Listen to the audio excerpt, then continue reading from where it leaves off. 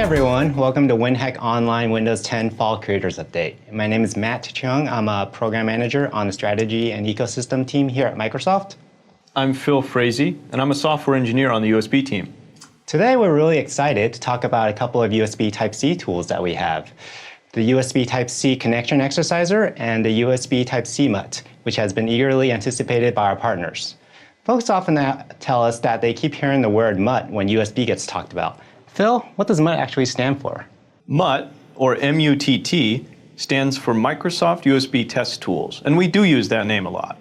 As these tools are released from the USB team, we consider them to be part of the MUT family of devices. Cool, all right. First up is the USB Type-C connection exerciser, which we introduced with Windows 10 and is already available to purchase today. We have a link to our MSDN page for it in the description of the video where you can purchase the tool. Phil, do you want to give a quick description of the connection exerciser and its intended uses and features? Yeah. The USB Type-C connection exerciser is a custom shield for an Arduino board. The shield provides a 4-to-1 switch to automate stress and interoperability testing for USB Type-C. And we've got it here with us today. I see. The connection exerciser is intended to help partners with automated testing of Type-C systems. Can you give us some examples? Sure. It can help automate a lot of scenarios that would otherwise require manual steps. For example, it can simulate connects and disconnects of devices without physically unplugging the connector. This could enable a stress test where, for example, a charger is connected and disconnected for hundreds or thousands of repetitions over a long period of time. Or given that it is a 4-to-1 switch, we could switch between 4 different connections, either randomly or in a prescribed sequence. We also have some manual interop test sequences documented on MSDN. But the connection exerciser makes this testing simpler and quicker as it can be scripted. That's awesome. So I don't need to run manual repetitions over and over and over again. Now, does it require any additional software setup or anything, or do you just plug it in and run it? It does require some additional software to be set up, all of which is included in the MUT software package that we have on MSDN. In that package, there are also some script files that help test specific scenarios.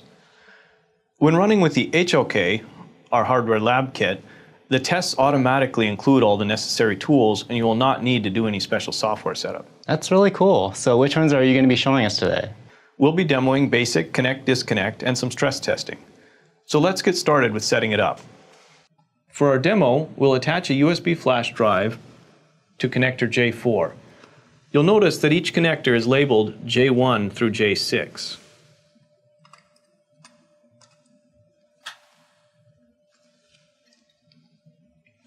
Next, we'll attach a USB Type-C display adapter to connector J2.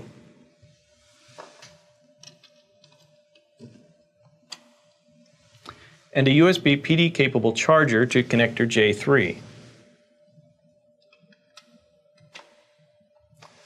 We'll connect J1 to the Type-C port on our system.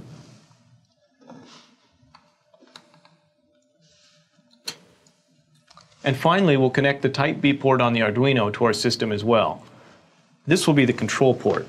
I know we've had some questions in the past from partners about using this tool. A few of them that I recall were if this tool is required for UCSI testing or not, and how this is different to the Type-C SuperMUT. Yeah, the connection exerciser is needed for UCSI HOK testing and is used to toggle the connection to a partner machine. The UCSI tests require a pair of Type-C systems to be connected together. The connection exerciser allows the test code to programmatically connect and disconnect them during the tests. We have a blog post on our USB team blog that details how to set that up. By the way, a quick plug for our core USB team blog if you haven't heard of it before. We update this regularly for news and developments regarding USB on Windows. Phil here has actually written a couple of blog posts on there as well. There's also a link to the blog in the video description, so please do check it out. Anyway, let's get back to the tool here. Right. So the differences between the connection exerciser and the Type-C SuperMUT.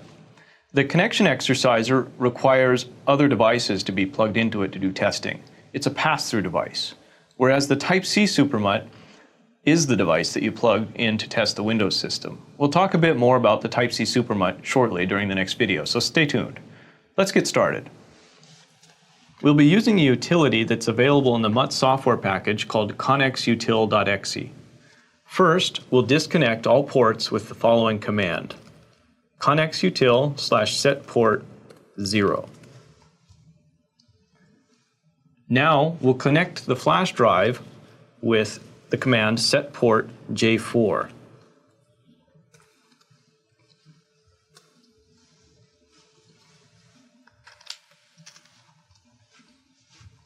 Notice how the drive now appears on the system. By the way, all these commands are documented. We'll switch to the display adapter with set port J2. We don't have a display attached here, but if we did, we should see the display extend over this connection. Finally, we'll switch over to the charger with set port J3. If you have problems remembering which ports are which, like me, we do have a diagram on the MSDN page which lists out which ports are which. They're also labeled on the board, as Phil mentioned. Phil, I noticed that there's a screen on the connection exerciser. What does that tell us? Yeah, there is. The onboard LCD screen gives us a live reading of the voltage, current, and power direction. That info is also something that we can read from the device programmatically. For example, one of the scripts provided in the software package logs these values over time to chart the power consumption on the port. In this case, we see on the screen that the system is charging at 20 volts. Next, we'll kick off some stress testing using a script provided on MSDN. I'm just going to run cxstress.cmd and we'll watch it go.